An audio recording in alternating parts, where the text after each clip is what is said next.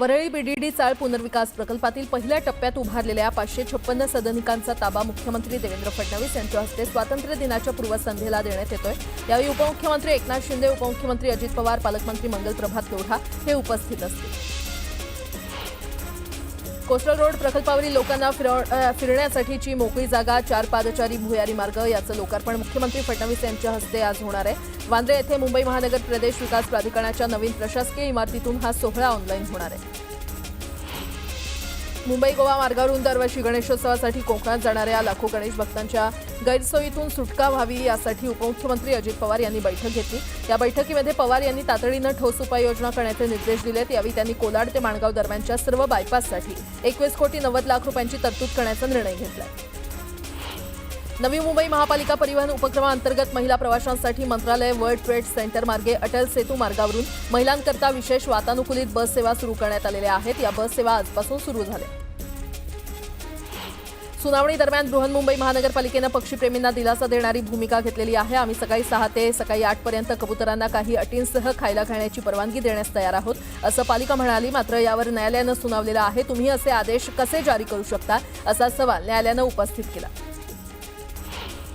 अनेक दिवसांच्या खंडानंतर मुंबई शहर आणि उपनगरात पावसानं हजेरी लावलेली आहे। पहाटेपासूनच मुंबईमध्ये संततधार पाऊस पडतो। मुंबई वेधशाळेनं वर्तवलेल्या अंदाजानुसार नाशिक जिल्ह्यामध्ये पुढील 3 दिवस 1 ते 2 ठिकाणी येलो अलर्ट देण्यात आलेला आहे। मेघगर्जनेसह विजांचा कडकडाट, हलका ते मध्यम पाऊस आणि सोसाट्याचा वारा वेगानं वाहण्याची शक्यता आहे। पुणे मेट्रोबाबत एक मोठी अपडेट आली आहे। येत्या 15 ऑगस्टपासून पुणे मेट्रो गर्दीच्या वेळेस दर 6 मिनिटांना प्रवाशांना सेवा देणार आहे, तर विना गर्दीच्या वेळी मात्र 10 मिनिटाला एक ट्रेन असेल। पुणे आणि पिंपरी चिंचवड शहरामध्ये दहीहंडी उत्सव शनिवारी साजरा होणार आहे आणि त्यामुळे वाहतूक पोलिसांच्या सूचनेवरून शहराच्या मध्यवर्ती भागातून सुरू असलेल्या पीएमपी बसच्या मार्गात बदल करण्यात येणार आहे। पुण्यात गणेशोत्सवाच्या 1 महिना आधी ढोल ताशा पथकातील तरुणाईच्या सरावाला दणक्यात सुरुवात झाली आहे। तरुणांचा उत्साह या सरावामध्ये पाहायला मिळत असून पथकातील तरुणाई नव्या ऊर्जेनं वादन करते। 15 ऑगस्टला देशभरातील प्रमुख रेल्वे स्थानकांवर देशभक्तीचा सुमधुर जयघोष होणार आहे। अशा प्रकारचा हा कर्णमधुर जयघोष विविध रेल्वे स्थानकांवर पहिल्यांदाच होणार असून आरपीएफचे जवान संगीत सादरीकरण करणार आहेत। वाहनांना उच्च सुरक्षा क्रमांक पाटी बसवण्यासाठी वारंवार मुदतवाढ देण्यात आल्यानंतरही केवळ 30% वाहनांची पाटी बदललेली आहे। 15 ऑगस्ट रोजी अखेरची मुदत संपत आली असताना 70% वाहनधारकांनी याकडे सपशेल दुर्लक्ष केल्याचं स्पष्ट झालंय। पुणे शहरातील विविध भागातील रस्त्यांवर पडलेल्या खड्ड्यांची तक्रार महापालिकेकडे करता यावी यासाठी महापालिकेनं सुरू केलेल्या पीएमसी रोड मित्र ॲपवर पहिल्या दिवशी 43 तक्रारी आलेल्या आहेत। या तक्रारींची नोंद पथविभागाच्या संबंधित अभियंत्यांनी घेतली असून त्याचं निवारण केलं जाणार असल्याचं पथविभागातील अधिकाऱ्यांनी सांगितलं। पिंपरी चिंचवड महापालिकेच्या अर्थसंकल्पासाठी उद्यापासून नागरिकांना ऑनलाईन आणि ऑफलाईन पद्धतीनं कामं सुचवता येणार आहेत। रस्ते, सांडपाणी, आरोग्य, उद्यानं, क्रीडांगणं अशी कामं सुचवता येणार आहेत। या कामांसाठी त्यांच्या परिसरात वसूल होणाऱ्या मालमत्ता कराच्या 10% निधीची तरतूद करण्यात येणार आहे। धाराशिवच्या तुळजाभवानी मंदिरातील गाभारा काढणार असल्याची माहिती ही अफवा असून असा कोणताही निर्णय झाला नसल्याचं जिल्हाधिकारी तथा मंदिर संस्थानचे अध्यक्ष कीर्ती किरण पुजार यांनी स्पष्ट केलं। सांगली महापालिका क्षेत्रामध्ये 15 ऑगस्ट रोजी मटण मांस विक्रीवर बंदीचे आदेश जारी करण्यात आलेले आहेत। महापालिका आरोग्य विभागाकडून पालिका क्षेत्रात मटण मांस बंदीचा आदेश जारी करण्यात आलेला आहे। दरम्यान मात्र महापालिका आयुक्त सत्यम गांधी आणि अतिरिक्त आयुक्त राहुल रोकडेंना यासंदर्भात काहीही माहीत नसल्याचं त्यांनी स्पष्ट केलं आणि त्यामुळे या आदेशावरून प्रशासनाचा सावळा गोंधळ समोर आलाय। भुसावळ रेल्वे अतिक्रमणधारकांनी वंचित आघाडीनं पालिका प्रशासकीय कार्यालयासमोर मंगळवारपासून ठिय्या आंदोलन सुरू केलं। 7 वर्ष उलटून सुद्धा अतिक्रमण निर्मूलन कारवाईमध्ये विस्थापित झालेल्या लोकांचं पुनर्वसन करण्यात आलं नाही आणि त्यामुळे अतिक्रमणधारकांनी पालिका कार्यालयासमोर ठिय्या आंदोलन सुरू केलं। वाशिमच्या वीज वितरणाच्या मुख्य कार्यालयासमोर 1 मे 2024ला ध्वजारोहणाच्या कार्यक्रमाला मुख्य अभियंत्यासह 80 कर्मचारी अनुपस्थित होते आणि या प्रकरणाची तक्रार जिल्हाधिकाऱ्यांकडे करूनही गेल्या अनेक महिन्यांपासून केवळ चौकशीचा फार्स सुरू असून दोषींवर कारवाई करण्याच्या मागणीसाठी वाशिमच्या जिल्हाधिकारी कार्यालयासमोर राष्ट्रध्वज सन्मान समितीच्या वतीनं साखळी उपोषण सुरू करण्यात आलं। स्वातंत्र्य दिनाच्या पार्श्वभूमीवर हर घर तिरंगा उपक्रमांतर्गत जळगाव महापालिकेवर आकर्षक तिरंग्याची विद्युत रोषणाई करण्यात आलेली आहे। 17 मजली महापालिकेच्या इमारतीवर करण्यात आलेल्या विद्युत रोषणाईमुळे संपूर्ण परिसर उजळून निघालाय। जळगाव जिल्ह्यातील जामनेरमध्ये सुलतान पठाण या 20 वर्षीय तरुणाची हत्या प्रकरणी 8 संशयितांना पोलिसांनी ताब्यात घेतलेलं आहे. तर या प्रकरणात पोलिसांनी मॉब लिंचिंगचं कलम लावल्यामुळे गुन्ह्याचं गांभीर्य वाढलंय. अल्पवयीन मुलीसोबत कॅफेमध्ये बसलेल्या सुलतानला तरुणांनी मारहाण केल्यानं मारहाणीमध्ये डोक्याला गंभीर दुखापत झाल्यानं सुलतानचा मृत्यू झाल्याची प्राथमिक माहिती समोर आली आणि या प्रकरणी आता एसआयटी पथकाची स्थापना करण्यात येणार असल्याची माहिती पोलीस अधीक्षकांनी दिली आहे. 15 ऑगस्टला बुलढाणा जिल्हाधिकारी कार्यालयावर स्वातंत्र्य दिनाचं औचित्य साधून आकर्षक अशी रोषणाई करण्यात आलेली आहे आणि त्यामुळे संपूर्ण कार्यालय झगमगत असल्याचं चित्र पाहायला मिळतंय. स्वातंत्र्य दिनापूर्वी ही आकर्षक रोषणाई करण्यात आली आहे. आजच्या तरुणाईला मोबाईल आणि आभासी जगापासून दूर ठेवण्यासाठी पारंपरिक खेळांचं प्रोत्साहन महत्त्वाचं आहे, असं प्रतिपादन क्रीडा आणि युवक कल्याण मंत्री माणिकराव कोकाटे यांनी केलं. देशी खेळांना शासकीय स्तरावर मान्यता देण्यासाठी प्रयत्न केले जातील. प्राथमिक शाळांमध्ये लंगडी, दोरीच्या उड्या, लगोरी यासारखे खेळ अनिवार्य करण्याबाबत लवकरच निर्णय होईल, असं कोकाटे म्हटले. मास्टर ब्लास्टर सचिन तेंडुलकरचा मुलगा अर्जुन तेंडुलकर याचा साखरपुडा झालाय. अर्जुनचा साखरपुडा उद्योगपती रवी घई यांची नात सानिया चांडोकशी झालेला आहे. या समारंभात दोन्ही कुटुंबातील जवळचे सदस्य आणि मित्र उपस्थित होते.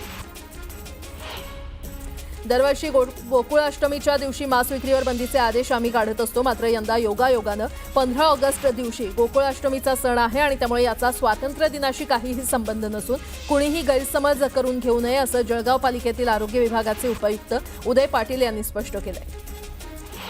मालेगाव शहरात 15 ऑगस्टला मटण, चिकन दुकानं आणि कत्तलखाने बंद ठेवण्याचा आदेश महापालिका प्रशासनानं दिल्यानंतर शहरात खळबळ माजलेली आहे. यानंतर वारंवार यावर एमआयएमचे आमदार मुफ्ती इस्माईल यांनी टीका केली आहे.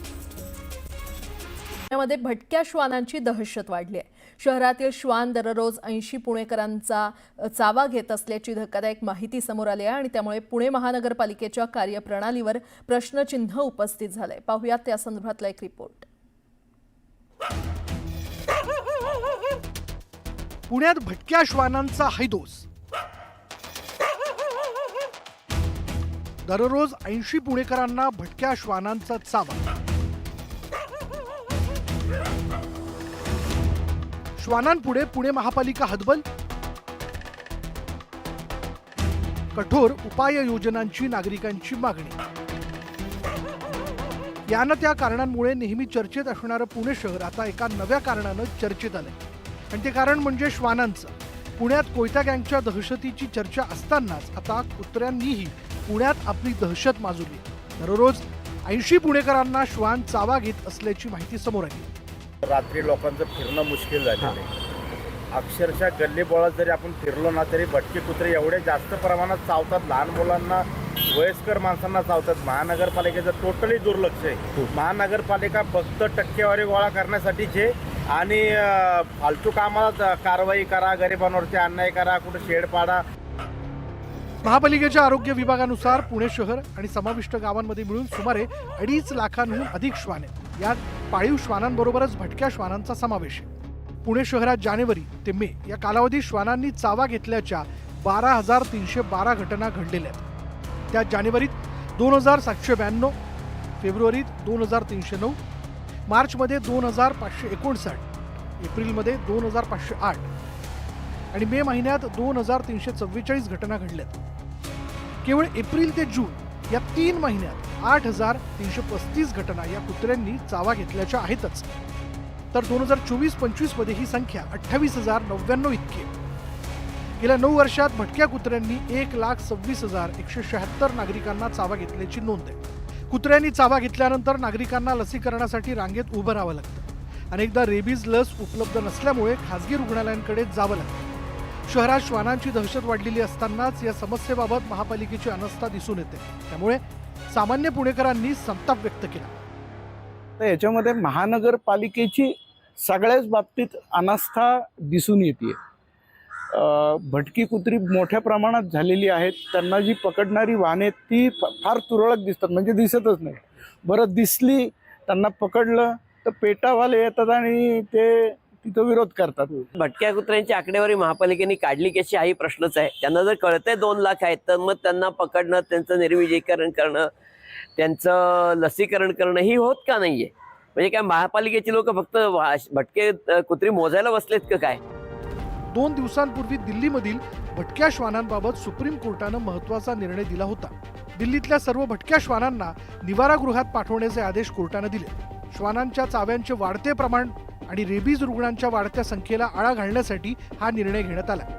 पुण्यातही अशीच काहीशी परिस्थिती, त्यामुळे हा निर्णय पुण्यातही लागू करावा अशी मागणी जोर धरू लागली आहे. एक प्रकार से वो प्रायोरिटी जिस प्रकार से होनी चाहिए वो प्रायोरिटी भी नहीं रही, तो इसके कारण बहुत बड़े पैमाने पर स्ट्रे डॉग्स की संख्या बढ़ी. अब संख्या बढ़ी तो फिर खाने के लिए या बाकी चीजों के लिए इधर उधर उनका घूमना चालू हुआ, तो ये एक पूरा साइकिल है. इसलिए इसको आप आइसोलेशन में नहीं देख सकते. इसके ऊपर आपको उपाय योजना करनी पड़ेगी और वो एक दिन में नहीं होगी. एकीकडे देशातील शहरं स्मार्ट होत आहेत, हायटेक सुविधा पुरवण्याकडे सरकारचा कल दिसून येतोय. दुसरीकडे पुण्यासारख्या स्मार्ट शहरात भटक्या श्वानांचा प्रश्न गंभीर झाला. मेट्रोसह आधुनिक दळणवळणाची साधनं पुण्यात आली आहेत. मात्र दुसरीकडे श्वानांमुळे रस्त्यावर फिरणं अवघड झालं. त्यामुळे आता तरी या भटक्या श्वानांकडे प्रशासन लक्ष देणार का असा प्रश्न विचारला जातो. Bureau report, news 18 Lokmat.